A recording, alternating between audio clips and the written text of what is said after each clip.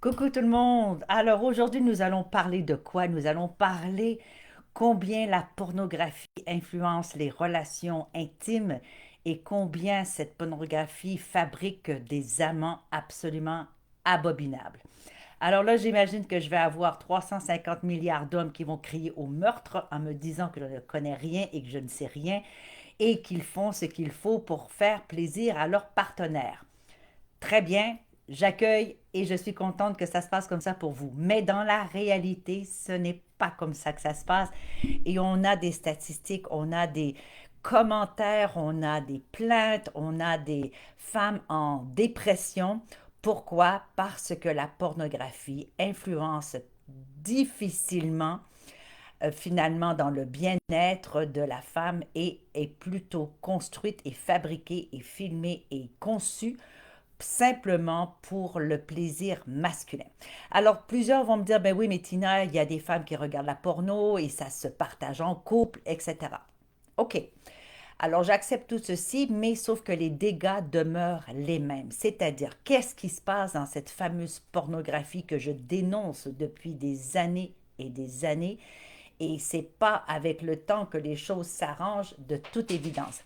Alors, qu'est-ce qui se passe avec la pornographie? Eh bien, c'est qu'on représente la femme comme un objet déjà, comme un objet de plaisir, un objet sexuel, une esclave finalement qui doit être là pour répondre aux commandes, aux attentes, aux désirs, aux fantasmes, aux kinks, à tout ce que l'homme désire. Alors, plus le temps passe, évidemment, plus l'habitude se fait. Donc, on s'habitue aux images, on s'habitue aux fantasmes, on s'habitue aux circonstances, au contexte, aux situations. Alors, évidemment, là, ça monte en crescendo et de plus en plus, nous voyons des choses absolument farfelues sur Internet, histoire de changer la routine et changer la monotonie de simplement cet acte sexuel banal qu'est l'amour en général. Alors, ce qu'on fait, donc, finalement, c'est qu'on met cette femme-là dans une position d'objet et non plus de sujet. Et là où c'est dangereux, et c'est là où j'interviens tout de suite aujourd'hui, c'est de voir combien la femme est mise en situation où elle frôle constamment la douleur, pour ne pas dire qu'elle subit constamment la douleur. Et là, c'est ici que ça pose un problème parce que l'homme s'habitue à voir une femme ou des femmes qui prennent leurs pieds parce qu'elles ont mal. Et là, ça s'en vient vraiment dangereux. Alors, si on fait un plan arrêt sur image sur la pornographie, vous allez constater combien les visages des femmes sont torturés, comment est-ce qu'ils sont vraiment en douleur et si elles ne sont pas véritablement en douleur, les porn stars vont simuler la douleur parce que c'est ce qui excite les hommes. Alors là, on tombe dans un créneau complètement BDSM, mais sans la noblesse du BDSM. Parce qu'au moins dans le BDSM, dans les pratiques sadomaso, il y a cette idée que la femme, ou du moins la soumise ou le soumis, est en contrôle et que le dominant, finalement, va vers la soumise pour lui procurer du plaisir à elle. Et il demeure, lui, complètement sous la dominance, je peux dire quand même, parce que c'est la soumise qui contrôle la situation en tout temps. Alors ça, c'est des pratiques particulières sur lesquelles je ne reviendrai pas ici aujourd'hui.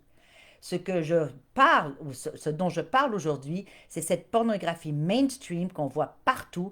Il s'agit de regarder les catégories et puis on peut vraiment se poser des questions sur la santé mentale des gens. Parce que l'idée de vouloir faire mal à une femme, et on voit des gestes absolument hallucinants, des claques, des crachats, des gifles, des étranglations, des je te rentre dans le mur, je te jette par terre, je t'écarte dans tous les sens, je te pénètre par tous les orifices qui est possible et imaginaire, en t'insultant, en te dénigrant, en t'humiliant, et ça continue.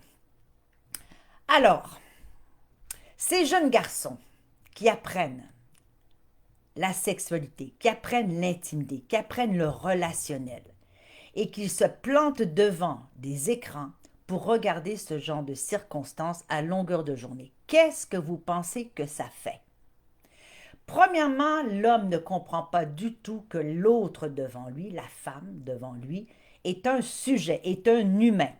Parce que la plupart du temps, quand on voit en pornographie, la femme est découpée en morceaux. On voit rarement la femme de la tête aux pieds, rarement.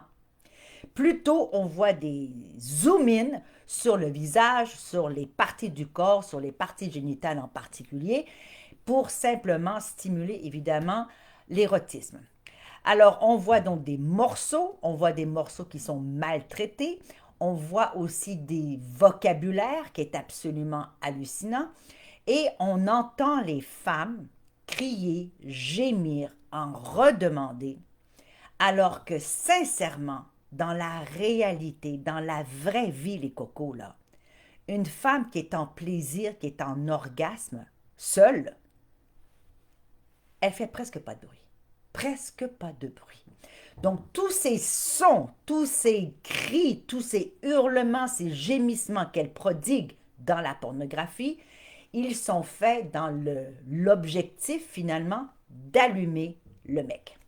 Alors, on a les sons, on a les cris, on a les mots, on a l'humiliation, on a la dégradation, on a les crachats, les gifles, les claques, les étranglations, les tirages, les pris dans le mur, les jeter sur le plancher, etc. Et on se demande pourquoi 50% des femmes simulent l'orgasme dans la relation sexuelle intime normale dans le quotidien. 50% simulent l'orgasme. Même, c'est pire que ça, je me suis inversée dans mes chiffres. 80% des femmes simulent l'orgasme dans 50% des cas.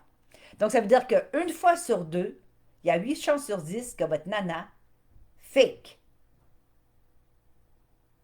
Donc, si elle fake, si elle simule, ça veut bien dire qu'il y a quelque chose qui ne se passe pas. Ça veut bien dire que son plaisir à elle n'est pas adressé. Parce que ce plaisir-là est adressé à l'homme.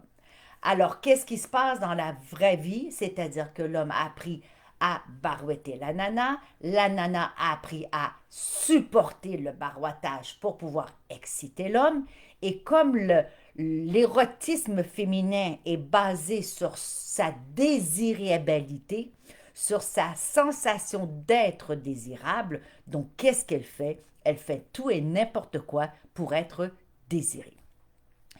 Pendant ce temps-là, dans la vraie vie, évidemment, les femmes sont déçues, les femmes sont blessées, et je dirais même que ça peut aller tellement loin que les femmes peuvent avoir leur esprit, leur âme entachée par cette maltraitance agressive et souvent très, très violente. Alors, j'ai fait plusieurs posts sur la pornographie et je continuerai d'en faire parce que quand on se rend compte que 97% du contenu pornographique, 97% du contenu pornographique contient de la violence directe ou indirecte envers les femmes. Alors, on est en train d'éduquer nos garçons, on est en train de moduler les performances de nos époux, de nos amants, vers un idéal d'homme agressif, violent, sans aucune considération et qu'il espère, en maltraitant la nana, pouvoir lui donner du plaisir afin de lui, finalement, retirer la satisfaction d'être un amant exemplaire. Sur TikTok, il y a même des anciens porn stars qui disent aux hommes comment barouetter une femme pour la faire jouir. Alors là, mes cocos, j'ai un sacré souci parce que là, on perd exactement ce pourquoi l'intimité est faite, c'est-à-dire la rencontre deux êtres, deux âmes, deux cœurs, afin d'avoir une relation de connexion, de complicité, de partage. On n'est pas du tout là-dedans. Alors, il y a plusieurs couples qui me disent, mais Tina, t'es à côté de tes pompes, je m'éclate avec mon mari, on fait tout ce que le porno fait, ça se passe bien, on s'éclate. OK, j'ai pas de souci avec ça. Mais moi, je vous pose la question. Comment est-ce que vous allez vous sentir dans 2 ans, 3 ans, 5 ans, 10 ans si votre mec continue à avoir de l'intimité avec autant d'agressivité et autant de violence que ça? Je ne sais pas. Moi, je ramasse les gens dans mon cabinet qui me disent j'ai mal au ventre, mais pas au ventre physique, j'ai mal au ventre dans ce sens que je me sens mal de continuer à avoir une sexualité comme ça. Je préfère finalement ne plus en avoir. Et c'est là où on voit de plus en plus de femmes qui check out de leur sexualité complètement ou qui se tournent vers d'autres femmes.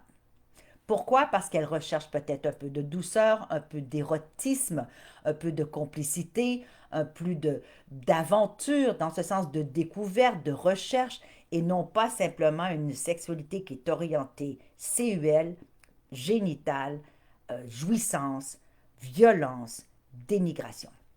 Alors moi, j'inviterais tout le monde à faire une petite mise au point sur ce que vous consommez comme pornographie. Premièrement, est-ce que c'est bien de consommer de la pornographie? Moi, mon opinion est faite depuis très longtemps là-dessus. Pourtant, dans mon premier livre, Une mère en talons aiguilles, je parlais de la pornographie comme étant peut-être une aide ou une façon de se divertir en couple. Ma pensée a totalement chaviré depuis 10 ans. Pourquoi? Parce qu'on assiste à une- un délire total au niveau des comportements sexuels sur la pornographie qui n'a rien à voir avec faire l'amour, qui n'a rien à voir avec l'intimité, qui n'a rien à voir avec un plaisir partagé, mais plutôt par une espèce de défouloir presque sadique envers la femme. Alors, j'exagère peut-être et peut-être pas, mais j'aimerais simplement vous dire à quel point moi, dans mon cabinet, je vois des couples déchirés, démolis, où l'intimité ne va plus du tout. Pourquoi? Parce que les expectatives finalement de l'homme envers l'épouse est absolument hallucinante. Et évidemment, il y a nécessairement déception parce qu'il y a peu, il y en a, mais il y a peu de femmes qui sont prêtes à faire tout et n'importe quoi et se transformer en esclave sexuel, en objet sexuel pour le simple et unique plaisir de l'homme. Il y en a très, très peu. Lorsque c'est fait dans un contexte de jeu, quand c'est fait avec des paramètres, quand c'est fait à dire, écoute mon chéri, aujourd'hui on s'amuse à ça, c'est une autre histoire. Mais lorsque ça devient un modus operandi, quand ça devient la seule façon d'être excité et que je vois et je revois des hommes, même sur le Cialis et le Ritalin, le Viagra, le Viagra qui n'arrive difficilement à tenir une érection s'il ne tombe pas dans des comportements aussi agressifs, violents et dénigrants qu'ils voient sur la pornographie. Donc, ils arrivent peu à faire l'amour avec leur épouse, que ce soit farfelu ou pas farfelu, mais ils arrivent peu à être excités avec leur épouse, d'une part parce que, on s'entend, nous ne ressemblons en rien aux porn stars, nous n'agissons pas comme des porn stars, et puis nous n'acceptons pas ce que les porn stars acceptent difficilement. Et ce qu'il faut voir, c'est que si vous étiez derrière les caméras après une scène pornographique, vous seriez probablement choqué de voir combien les femmes sont déchirées, qu'elles saignent, qu'elles sont en douleur, et souvent il y a des médecins qui sont à côté là pour s'en occuper. Alors moi je vous dirais les cocos, est-ce qu'on peut changer le shift un petit peu, débarquer de la porno, 5 minutes et quart, et puis essayez de regarder votre partenaire autrement, essayez de découvrir votre partenaire différemment, allez à l'exploration. Et puis si pendant la relation, ben, il n'y a pas l'excitation, il n'y a pas le nirvana, il n'y a pas l'explosion, ce n'est pas grave. Ce n'est que partie remise, OK? L'idée, c'est de vous retrouver ensemble, de développer une intimité, de développer une relation qui va vous satisfaire tous les deux et qui en rien ne saura tâcher l'âme, le cœur, l'esprit et le corps de quelqu'un de façon malveillante. Alors, même si vous aimez votre partenaire et que vous dites je ne lui fais pas de mal en agissant ainsi, Demandez-lui sincèrement, mais sincèrement, si elle choisirait d'avoir des relations de cette manière, ou si elle le fait pour vous faire plaisir, ou si elle le fait parce qu'elle-même, elle est conditionnée à une sexualité qui est complètement dérivée, dérobée, finalement, de sa valeur intrinsèque, c'est-à-dire une connexion d'amour, une connexion de complicité et de partage. Alors, voici les cocos, ce que je pense de la pornographie et combien elle fabrique des mauvais amants qui sont là à nous pilonner, à nous battre, à nous insulter, à nous tirer dans les murs et qui finalement ne viennent pas à la découverte de quel est l'érotisme féminin, qu'est-ce qui fait vraiment ressortir vraiment l'essence féminine pour que la femme puisse s'éclater vraiment dans une sexualité qui soit farfelue, fabuleuse, fantasmagorique, il n'y a pas de souci.